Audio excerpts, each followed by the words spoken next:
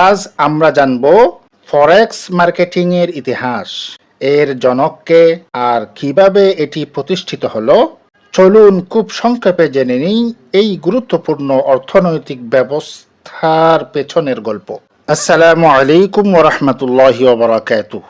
FX training hub .361 YouTube channel থেকে আমি আহমদুল্লাহ এর পক্ষ থেকে স্বাগতম জানাই। আজ আমরা জানব ফরেক্স মার্কেটিং এর ইতিহাস, এর জনককে আর কিভাবে এটি প্রতিষ্ঠিত হলো। চলুন খুব সংক্ষেপে জেনে নিই এই গুরুত্বপূর্ণ অর্থনৈতিক ব্যবস্থার পেছনের গল্প। আমরা স্ক্রিনে দেখতে পাচ্ছি ফরেক্স মার্কেট কি। ফরেক্স শব্দটি এসেছে ফরেন এক্সচেঞ্জ থেকে।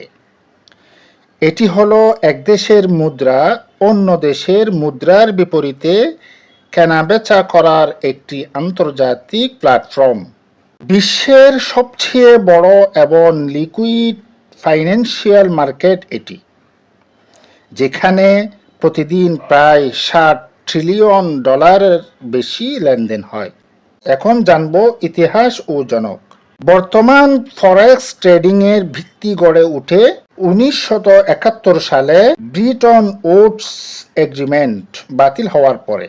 এই চুক্তির মাধ্যমে বিশ্ব মুদ্রা বিনিয়োগ হারকে স্বর্ণের সঙ্গে বেঁধে রাখা হয়েছিল, কিন্তু 1971 সালে আমেরিকার তৎকালীন প্রেসিডেন্ট রিচার্ড নিক্সন সোনার বিপরীতে ডলার এক্সচেঞ্জ বন্ধ করেন। ফলে তৈরি হয় ফ্লোটিং এক্সচেঞ্জ রেট সিস্টেম, যেটা আজকের ফরেক্স ট্রেডিং এর ভিত্তি। তবে ফরেক্স ট্রেডিং এর জনক হিসেবে ধরা হয় মার্শাল আর কিটিংকে। তিনি ফরেক্স সফটওয়্যার ও ট্রেডিং সিস্টেম ডিজাইনে উল্লেখযোগ্য ভূমিকা রাখেন 1980 থেকে 90 এর দশকে। এর পাশাপাশি মুদ্রানীতি ও আন্তর্জাতিক অর্থনীতির গবেষক মিল্টন ফ্রিডম্যানের অবদানও বিশাল। তিনি ফ্লোটিং কারেন্সি রেটের প্রবক্তা ছিলেন। ফরেক্স মার্কেটের বিকাশ কিভাবে ঘটলো সেটা একটু জেনে নিই। 1990 সালের দিকে ইন্টারনেট প্রযুক্তির অগ্রগতির ফলে ব্যক্তিগত বিনিয়োগকারীরাও ফরেক্স ট্রেডিং করতে শুরু করেন। এর আগে শুধুমাত্র বড় বড় ব্যাংক, কর্পোরেট প্রতিষ্ঠান আর কেন্দ্রীয় ব্যাংকই এই বাজারে অংশগ্রহণ করত। এরপর ফরেক্স ব্রোকার ও ট্রেডিং প্ল্যাটফর্ম মেটাট্রেডার 4, সংক্ষেপে MT4 আসে, যা ফরেক্সকে ঘরে বসেই সহজলভ্য করে দেয়। এখন আমরা ফরেক্স মার্কেট সম্পর্কে কিছু সতর্কতা ও বাস্তবতা নিয়ে আলোচনা করব।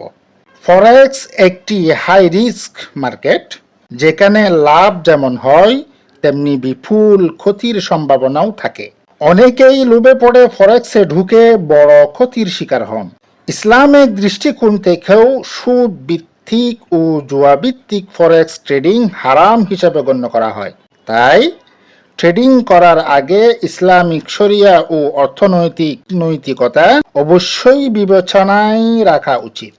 পরিশেষে ফরেক্স মার্কেট মূলত একটি শক্তিশালী ও বৈশ্বিক মুদ্রা বাজার, যার শিখর 1970 এর দশকে এবং প্রযুক্তির বিকাশে এটি আজকে ঘরে বসে ট্রেড করার মাধ্যম হয়েছে। তবে শিক্ষিত ও সচেতন থেকে শরিয়া মোতাবেক ট্রেড করাটাই গুরুত্বপূর্ণ। এই ছিল ফরেক্স মার্কেটের ইতিহাস ও প্রতিষ্ঠার পেছনের গল্প। ভিডিওটি ভালো লাগলে লাইক দিন, শেয়ার করুন এবং ফরেক্স ট্রেডিং হাব .361 চ্যানেলটি সাবস্ক্রাইব করতে ভুলবেন না। পরবর্তী ভিডিও দেখার আমন্ত্রণ জানিয়ে এখানে শেষ করছি। আসসালামু আলাইকুম ওয়া রাহমাতুল্লাহি ওয়া বারাকাতুহু।